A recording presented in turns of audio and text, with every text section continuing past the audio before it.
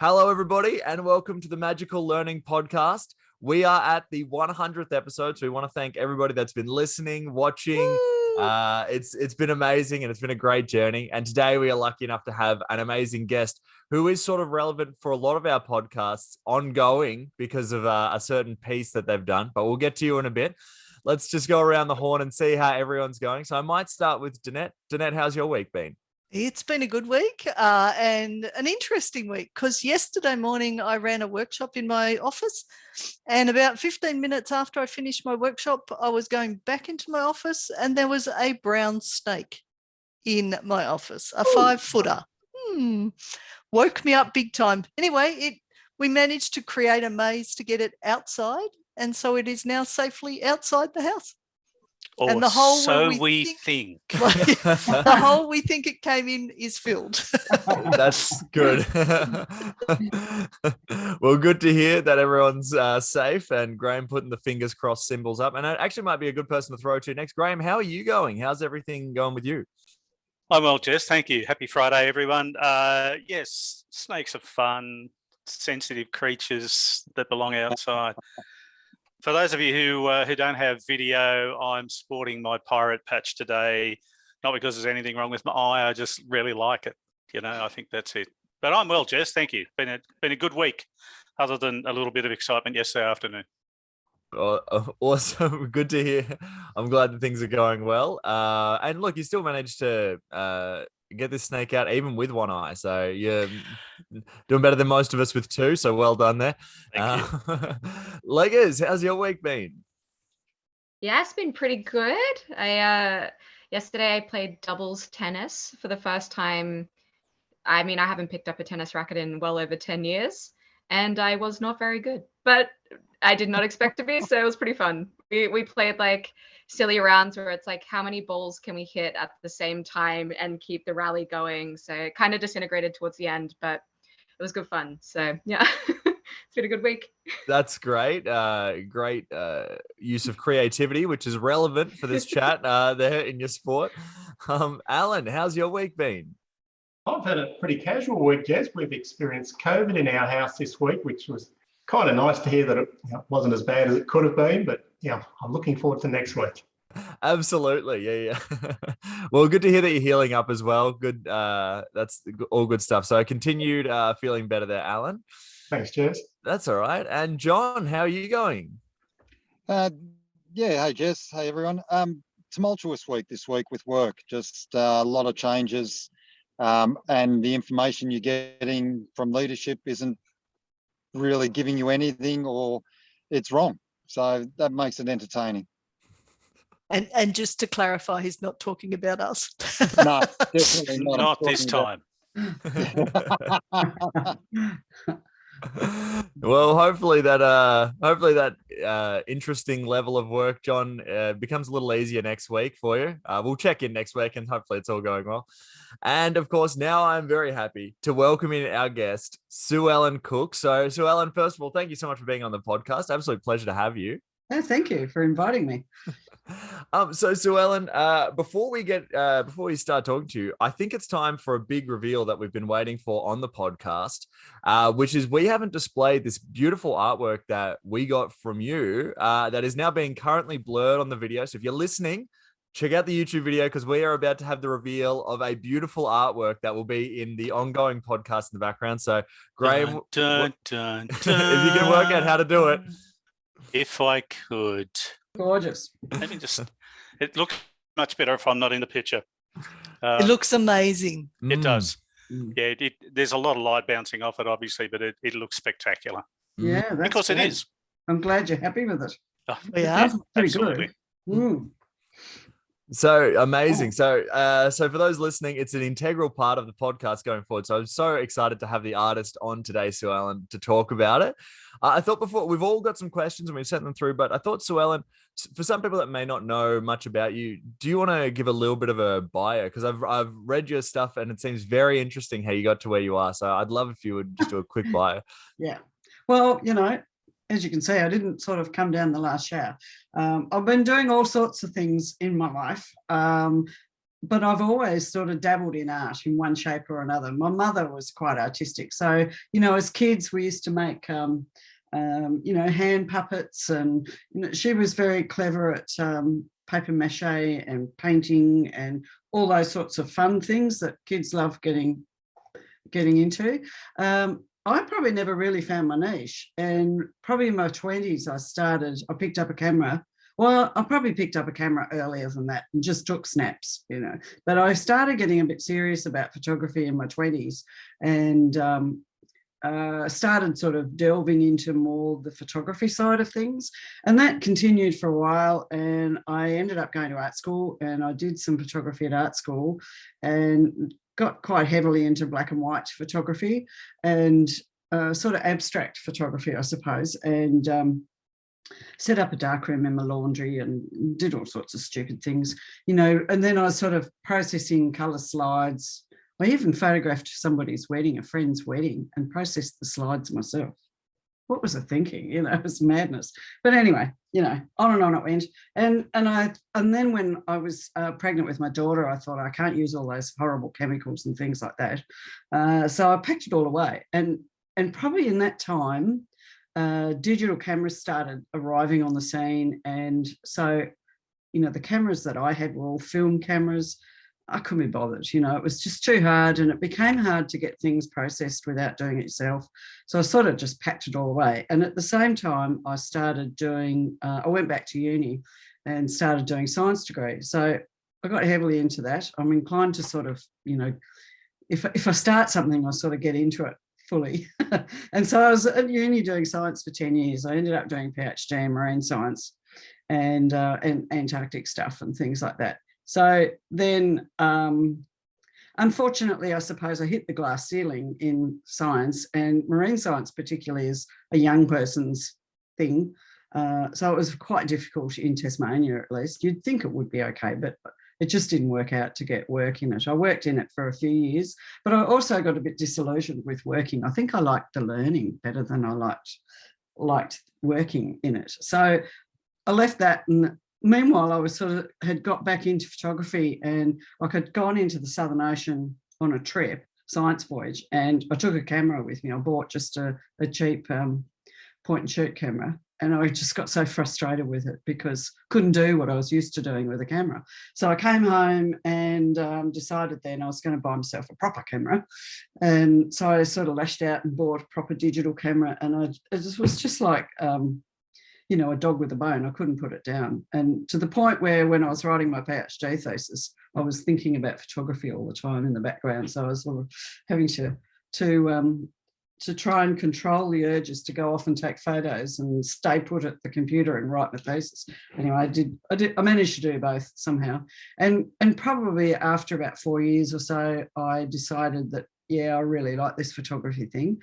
And so I was out there sort of taking photos. And I was really basically a landscape photographer. I never really took photos of people. It just didn't interest me. But landscapes I loved. I loved all that sort of minimalistic, moody stuff that you see around. And at the time I was seeing what was done online, because, you know, there was so much online that you could look at, and was quite envious of some of the people that were doing all sorts of wonderful things. Even in Australia, it was great. But getting up at 4:30 in the morning to get out before sunrise just sort of had whiskers on it. So I thought, I just can't keep taking landscape photographs. What am I going to do with them? You know, there's only so much wall space in my house.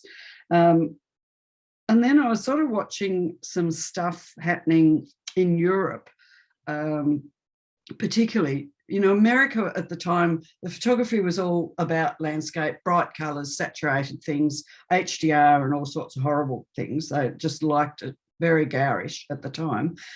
Whereas Europe had sort of gone into a bit of a dark stage, and everything was sort of moody and dark and a bit creepy and mysterious. And that appealed to me. So I was watching what people were doing, and then all of a sudden all this sort of composite photography came about. And I thought, I've got to know how to do this. So there was another bone thrown to me. So I taught myself Photoshop because I needed to know how to do it. And that was sort of the beginning of the end, really. That was probably back in about 2008. I finished my thesis in 2010, worked for a few years at that, and I think I started making composite images at the end of 2011, and some of my first ones were quite sort of rudimentary and fairly basic, but I learnt a lot. I taught myself Photoshop pretty much, and played and played and played. So I was like, a child in a playpen, and you couldn't get me away from the computer really. And so I just honed my skills. So I've been doing it sort of like for 10 years now. And they say that you need to do something for 10 years to become good at it. And I think that's actually true, because I've got to a point now where I can develop my ideas to the point that I want to. Whereas when I started, I thought, God, I don't know how to do this. I mean, I still come up and have ideas that I think I have no idea how to do that, but I figure it out now. I can figure it out. So I have to sort of trust the process now. So yeah, and I think it's about 4 years ago now, 3.5, 4 years ago, I left my full-time job and became a full-time artist. So it's been like, and then COVID hit, like all sorts of, like, there's nothing simple in life, but I love it. Yeah, so I'm happy doing it. Yeah, I'm not too skinny yet, so I'm still feeding myself, which is good. Yeah, so that's pretty much my story in a nutshell. What a good journey. It's an amazing journey that's touched through a lot of things. So I hope people that are coming from different areas can see that, it doesn't matter what you're doing, going from Antarctic expeditions to a full-time artist. I mean, it's amazing stuff. So thank you for that, Suellen. Great stuff. I also spent like 20 years in the public service doing pen pushing, and helping people. I worked in what used to be the Commonwealth Employment Service, and help people find work, and I've worked I had a small business as a dressmaker for a while there, and I've done all sorts of things. Amazing. I'm sure it's all like informing stuff at the moment. So today today we're talking about everyday inspiration, and of course a great person to talk to. Composite images, I think, and what you do with them is amazing, and it must be a lot of everyday inspiration in that. But we'll get through to that through different questions. I think we'll pick at different parts of it. But I might start with Danette. We've all prepared some questions for you. We all want to pick your brain a little bit, so I might start with Danette. Danette, what's your question? And you can say why you chose it, or just... Yep. Thanks, Jez. And thanks, Suellen, so much for being on the podcast. Suellen and I had a lovely chat a month or two ago when Suellen delivered the picture, which Graham will share the story of the framing of the picture, I'm pretty sure, a little bit later. Mm. So my question was, what fun tips do you have about becoming more creative using everyday inspiration? So I look at the amazing composite images that you put together and the pictures and that, it's extraordinary. So what are some fun tips around how we use everyday things to get more inspiration? Fun's probably not the word I would attach to it, but other people might find it fun. I'm quite serious about my work. And so I suppose it's fun. I don't know. It's not a word I would have associated with it, but I sort of do things like, I don't just listen to songs. I listen to the lyrics. So I'll get an inspiration from a line in a song, poetry, book titles. I saw one the other day, and I've really got to learn to keep a notebook with me, or learn to use, audible note taking on my phone, because I forget stuff too much. I mean, I have like a diary sort of thing that I put stuff down in, and I can show you that later. But I do a lot of work in that when I'm exploring an idea. So I look at other people's photos, other people's imagery, art. I go back through history. There's a few artists that inspire me, and you can find little things. There's thousands and thousands of artists, so you're always finding little bits of inspiration, and the internet's so wonderful for that, because you see all sorts of weird and wonderful things. And now with things like Facebook, there's all sorts of surreal art groups on there, and even though it's not my sort of thing, I can sort of get inspiration from that. So when I'm sitting back on the couch and I get accused of having my head in my phone too much, I'm working. This is work. So I suppose you could say that's fun. What else? I mean, I've just got one of those sort of brains, I suppose. I don't. It's a funny thing because I've got this sort of scientific sort of brain as well as sort of an artistic side, but somehow the two of them join up. And I suppose the picture that you've got, An Incoming Tide, was exactly a manifestation of that, where just something little will inspire me to sort of something I see, something I hear, something I'm thinking about. I was waking up this morning and I was just lying in bed. Glenn was out there making me coffee, and I was just sort of lying. I was thinking, what am I going to do next? Because I felt a bit empty after doing the Treehouse series, and I was the same after I did the Growth Ring series. You just feel a bit empty for a while, and to refill the tank. And I started thinking, I really want to do some dark things. So I was sort of thinking of, desaturating, no colour, lots of mood, lots of mist, fog. So it's just that thinking. I think like when you're a kid, when I was a kid, I used to do a lot of imaginary things, and I'd play games in the backyard, imagining I was in a castle or I don't know, something, whatever kids do, and so I'd imagine stuff, and I think I'm doing that now again, but in a sort of an adult way, because I don't want to make my work childlike. A lot of people have said, they'd make beautiful children's illustrations. Well, sort of, that's the last thing I want to do, really. I want to make adult illustrations, if you like, that are challenging to the mind and don't answer all the questions, and they're just there's an edge to them that sort of is a bit perhaps mysterious or creepy or spooky or something. So that's the sort of direction. I'm trying to think, like, it's really hard to know where inspiration comes from, and it can come out of the blue. But I also think that I read a book, you might know this author, Elizabeth Gilbert, with Big Magic. It's a really good book for me, and some of the way she describes inspiration and the moves turning up are just really connect with my thinking. And one of the things she does say is you have to turn up for work every day. And that's what I try and do. And I turn up for work every day, even if it's just like, I don't feel like creating an image. I might be doing the invoices, or I might be preparing the stories, or I might be adding something to my website, or I do something like that every day. It might be more mechanical creative than making a picture, but it's still in that line, I guess. It's still, and while I'm doing all that sort of mundane stuff, I'm thinking at the same time, and stuff just happens. So, I'm right here, I can write it down. Nice. Awesome. Great answer. Yeah. That's fabulous, Suellen. Sorry, Jess, thank you. Yeah, no, thank you, Suellen. I was going to say the exact same things you said, so thanks for that. But yeah, that was amazing, Suellen. And I think it's you covered a lot of stuff, and I think I love the blending that you said of creativity and science. I might throw to Graham now for the next question, because I am interested in this one as well. So Graham, go ahead. Thanks, Jez. I was actually just going to change this in the spur of the moment, but I'll stick with the question.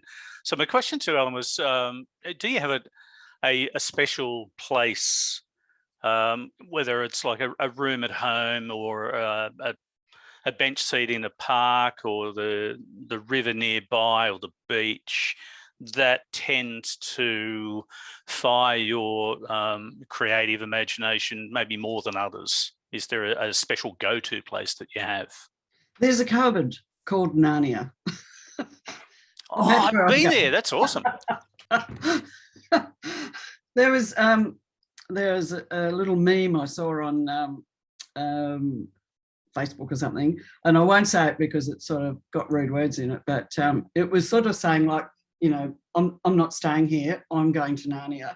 And I thought, that's where I go. That's sort of like a metaphor for where I go. There's a few places that I do find inspiration, and that's when I'm by myself. wherever that is. Like this morning, I was sort of lying in bed, just sort of daydreaming, I suppose. And so I was sort of thinking about what I'm going to do next. I try not to put too much pressure on myself to come up with ideas, because as soon as I do that, it's gone. You know, it's like, get up and do the washing, Suellen, wash the car or something practical. Whereas, you know, trying to be creative is the recipe for not being creative, if you know what I mean. So I try and just roll with the punches, I suppose, and see what happens. But I do like being near water. So water does inspire me. And there's a spot down here where I live that has a creek that is pretty much, it doesn't flow all the time, except when there's lots of rain. And so it forms this sort of big lake down on the beach. Well, it's not big, yeah, house-sized lake down on the beach. And so there's a thin patch of sort of sand that runs between the beach and the lake, or between the water, seawater and the lake. And it's just one of those places that has the most amazing reflections of gorgeous clouds, and I find that quite sort of calming. And I think what it is that it's like meditation, that it stops your brain racing away with all sorts of other things that are going on in the world, and you just concentrate on what you're doing. And I find taking photographs does that. So if I find I'm in a slump, I will go out and take photos, but it's generally of the water, because that's what will get me firing. You know, if I was to sort of walk down to Salamanca Market or something, it would scare me away. You know, I couldn't find a photo to shoot at all, whereas that would really fire up other people. But for me, it's silence and peace and sounds of nature and not being around other people. So, yeah, they're probably the places, my go-to places. Awesome. Thank you. Love it. I'm probably antisocial. That's okay. Well, yeah, thank you so much for that. I think that there was I think it was Danette just waving at us saying goodbye. Well, see you, Danette. Thank you for this, and enjoy your next thing. See you soon. Yeah, see you soon. We'll see you in end of March. Yes. Yeah. Looking forward to it. Thank you, everyone. Sorry I have to leave early. It's all right. See ya. I'll listen to the rest of it. Yeah, absolutely. Awesome. Well, I might throw to Legos. Thanks so much for that last answer, by the way, Suellen. It was quite inspiring. It reminded me of some other stuff, and it inspired me to go maybe spend some time, you know, in a nature area. So thank you for that. Legos, what have you got for us today? All right. Well, hi, Suellen. It's nice to meet you. I'm a big fan of your work. So I'm also a bit of an artist myself. So I was just wondering, like, what is your process going into each piece? Like, do you have a vision of what you're going to be like creating, or do you sort of build it bit by bit and draw an inspiration from like where it's at, I guess? Probably a bit of both. Usually I have an image, have a plan in my head. But I find when I start, it doesn't always work that way. I can't find the right photographs, can't find the right thing to shoot. So I try and stay open to trying different things. You know, for instance, the one behind Graham, Incoming Tide, started off as something quite different. I had the idea of the 4 bottles because I wanted to do the 4 elements. So, and I'd done a tree museum before, which was a piece based on Joni Mitchell's song Big Yellow Taxi. And I wanted to do the scenes in bottles again, but I wanted it to be sort of completely different to the tree museum. And I suppose once again, my science background, which was sort of climate change orientated in a way, sort of fed into that and how I portrayed things in that image. But the cabinet behind it wasn't how I planned it at all. And I just couldn't, I tried different things and it just wasn't coming together. So I had to abandon that idea and think of something else. So it is a bit of both. You know, I often have this sort of idea in my head, which I'll put in my diary. I can probably show you, if I can find it quickly enough, the original sort of idea for because I can't draw from that. So yeah, I don't know where it is. I'll have to. It's on my website anyway. So in the story of an incoming tide, but it shows the original sort of prototype image, if you like, because sometimes I'll put things together in Photoshop just really roughly and really quickly, no lighting, no color, just bung them in and see how it works, and that'll inspire me to, yes, that is going to work, I can make that work. But this one I couldn't, and then I had to find the right sort of cabinet when I decided on the cabinet, and I didn't have one, so I had to put the call out to my friends. Has anyone got a cabinet that sort of looks like this in my sort of weird crude drawing? And lo and behold, one of my really good friends had exactly that cabinet, but it was only half that size. So, then again, I had to sort of revisit what I was doing. All those bottles, I only had about 7 or 8 of them. So I had to sort of shuffle them around and photograph it, shuffle them around, photograph it. And I had to do all that, sort of fill all the shells, but I had to do it twice. So I could put the two sides of the cabinet together. So yeah, so it does sort of evolve, if you like, as you go through. Some things will work and some things don't. And you audition, I sort of audition things, elements for it, and try and work out what's going to work. And a lot of it is intuitive. And a lot of it also gets critiqued by people in my family. And they are brutally honest, which is really good. Like, sometimes a bit tough to hear, but it is brutally honest, and that's what I need, because that gets me thinking, have they got a point or haven't they? And so again, you can sort of go back to the drawing board and you think, that first idea is just not going to work. Because what's in your head and what comes out on the screen, it's sort of like, it's not like a painting where you can scrub a bit out and add some more paint and do it different ways, and like it doesn't have to look like what it is in a painting. Whereas for my work, it's a different thing, and you sort of have to make it look sort of real, but even though it's not. So it is trickier to make it all fit together and look like it was meant to be and make it believable, because that's sort of the underlying thing. It has to be believable, even though it's not real. Yeah, for sure. I mean, your Photoshop work is amazing. Like, I use Photoshop I'm doing animation at the moment. And it's it's a very difficult program, which I'm learning through an institution, but I feel like teaching it to yourself is also a very impressive feat. So you've clearly done a lot of work on it. It looks great. I do keep it very simple, because I don't use Photoshop trickery at all. I don't use the things that Photoshop offers you for, graphic design and probably for your animation. And, there's weird filters and there's things that'll push, pull and bend pixels. I don't use much of that. I'm more like use it for the blending and the light and layering of items and elements. And I don't use sort of trickery at all, because I don't know how to. And when I've tried, it looks awful. So, I am desperate to make it look believable. So, yeah. I mean, it looks great. So thank you for answering my question. I hope I did. Yeah, no, that was amazing. And I think one of my takeaways from that as well is like how you keep it so simple. I think that's an excellent thing to have mentioned, because I think what you see, like when we look at it, is something so complex and so there's so much detail and everything, but you saying that it's something so simple is like keeping it simple is the key to it is amazing. So thanks for that. I suppose what it is there's a lot in them that it's a bit like a minimalist photo. There's a lot of work that goes on behind the scenes to make it look minimalistic. It's like a minimalistic house. There's a lot in the cupboards. Yeah. Don't see. Yeah. That's it.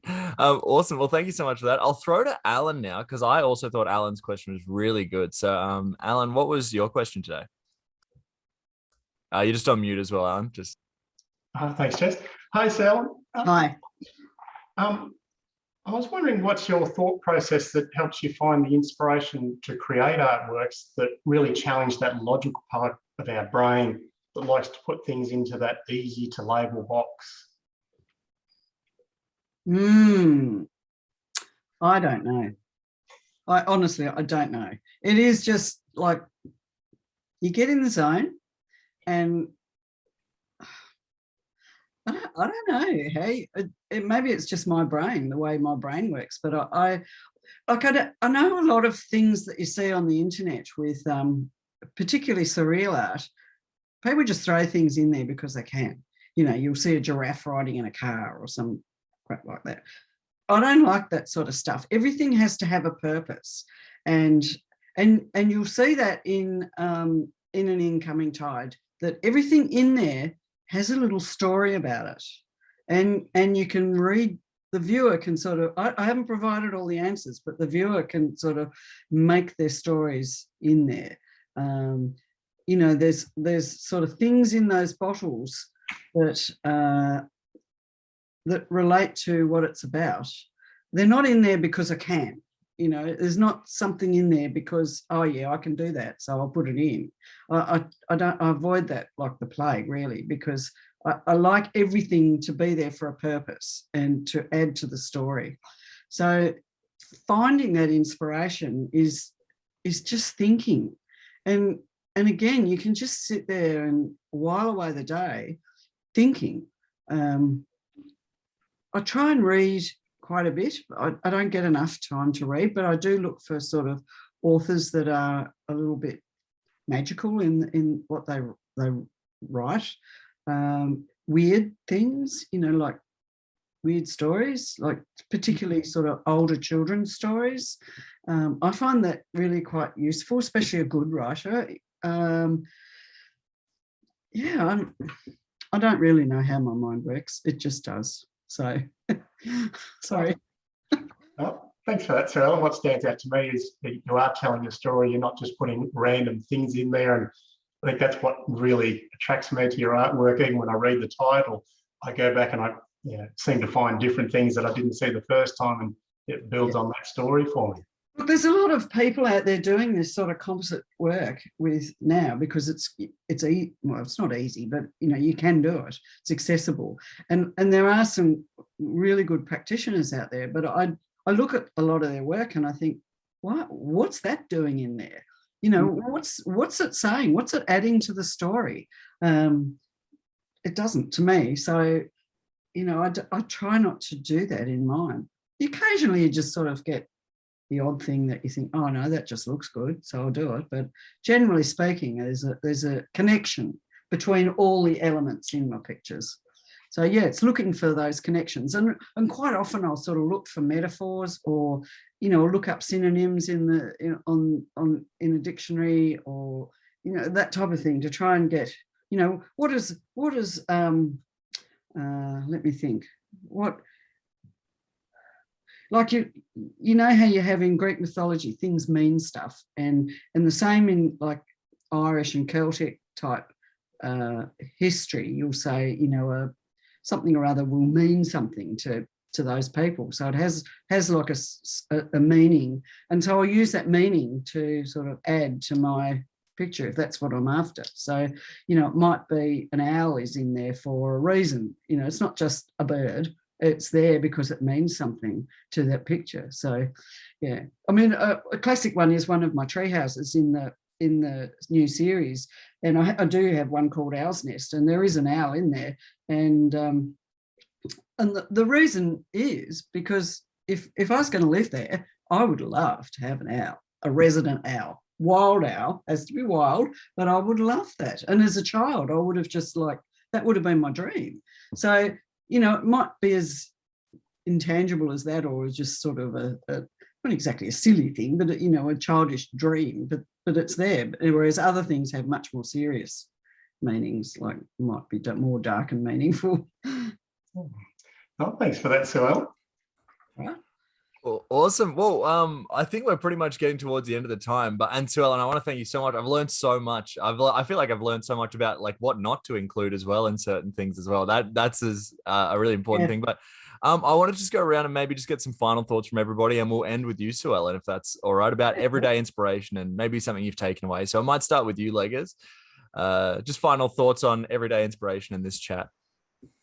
I feel like, I mean, you have a bit of a loose process where you like take inspiration when it sort of comes to you. And I guess like as an artist, I also sort of get burnout when you're trying to just continually come up with new things. Like sometimes you just have to let your brain rest for a little bit. So it's nice to hear that like you also use that as a process for inspiration as well. Mm. So thank you for being on the chat today. Awesome. I might throw to you, John. John, just any final thoughts or anything that you've taken away from the chat or anything you just want to say?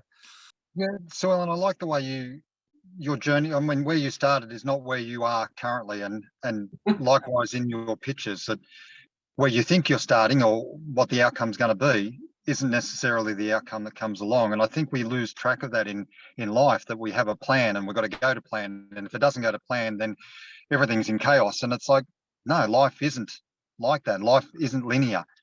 Likewise with your drawings, that there's a lot that comes in and goes out that we don't have control over. And yeah, try different things. I think you would use the word audition. Yes. And I love that, just that inclusion of, yeah, you're auditioning things to, does it work? Does it not? Is it in? Is it out? Yeah. That to me was. Yeah. And I think too that I've learned to trust the process, because, I'll often start something and it's not working. And I find that really quite stressful, because I'm worried that I'm not going to be able to manifest this idea that I've got, that I really desperately want to put on paper. But I'm learning to trust the process, that it will happen one way, shape or form. I've just, as Elizabeth Gilbert talks about, I've just got to be ready to listen to the muse. At the moment, because this isn't working, the muse is talking a different language to me and I don't understand it. And as soon as they start talking my language, I'm away. So, that's what happened with the incoming tide. And it started like, it was painful. It was almost to the point where I thought, I'm not going to be able to do this. I'm not going to be able to pull it off. But as it turned out, and as long as you stay willing to trust your process, then you'll open up to other ideas. So all of a sudden you think, there's a light bulb, oh yeah, I'll try that. That'll work. So if you stay focused on your original plan, you're never going to find that.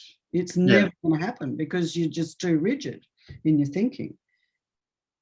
That can be perhaps when you're building a bridge, but not for when you're making art. But within life, I think you've got to be able to move with those tides as well. Yeah, I think it's called pivoting, isn't it? In the modern technology. It is at the moment, yes. Thanks, Jeff.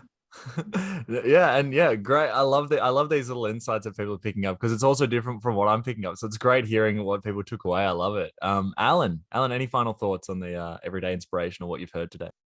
Yeah, I really love that idea of trusting the process, as opposed to, or like Suellen said there before, when we try and force something, it doesn't work. The analogy I heard recently was, rather than trying to change the waves, was learn to surf and just go with it. That's it. Good one. Thanks, Suellen. Excellent. And Graham, I might end with you here. Any final thoughts that you took away, or any little bits and pieces that you wanted to say before we close up the podcast? I think just one little sort of insight around this idea of everyday everyday creativity, everyday inspiration. And I'd love to get Suellen's sort of maybe brief take on it, is where curiosity fits into all of this. I think that's part of staying open-minded. I think, when you look at children, there's a little guy lives next door to us, and he's 3 now. And when he was like 18 months and just discovering the world, he would pick up things and just like, he'd pick up this thing and he'd be looking at it and feeling it and turning it over, and then he'd put it in his pocket and he'd bring it out a bit later. And I think that's what I do in my head or in my journal. And and I think that's called curiosity as an adult. You know, that's the adult version of curiosity. And again, trusting the process. I don't give up. I've got a motto of 3 P's, you know, PPP: patience, persistence, and perseverance. And those 3 things are essential. And I think that's why I think that's what keeps me going, is those, and I think that's why a lot of people give up, because they don't do that. You know, a lot of people sort of want to have a go at this, but it's not easy. And you do need those 3 things: patience, persistence, and perseverance. And you got to keep pushing through those blocks. Nice, thank you. Awesome. Well, I think on behalf of everyone at Magical Learning, I want to thank Suellen so much for being on today, especially for our 100th episode. It's a perfect episode to be on. So excited. If anybody wants to check out Suellen's work, you can go to suellensadiecook.com.au, and just I'll put the link to that in the description of the podcast. So go there, check out the art, grab some. Subscribe. That's it. Subscribe. Obviously, I want to thank all our audience for supporting us through 100 episodes. It's been a great journey, and I want to thank everyone that's been on. And I just want to say thank you again to everybody that showed up today and everybody that got involved in the conversation. I learned so much, not only about being an artist, but just about processes and stuff like that. So I really want to thank you so much, Suellen. Oh, pleasure. Great. Thanks for inviting me. No problem. Jez, can I just jump in really quickly before you wrap up and we stop recording? I just want to say a huge thank you to you, just acknowledging that, yes, you know, this is the 100th podcast. It's been a real buzz having Suellen on today. Immensely grateful for everybody else jumping in over the last 100 podcasts on and off. But, you know, you've been the mainstay, the driving force. You do an awesome job as the podcast host. So thank you for that. Awesome job. Really grateful. Well done. Thanks very much. Thanks. Yeah, it's a pleasure. It's actually something I look forward to every week. So hopefully we'll do 100 more. But until next time, everybody, stay magical.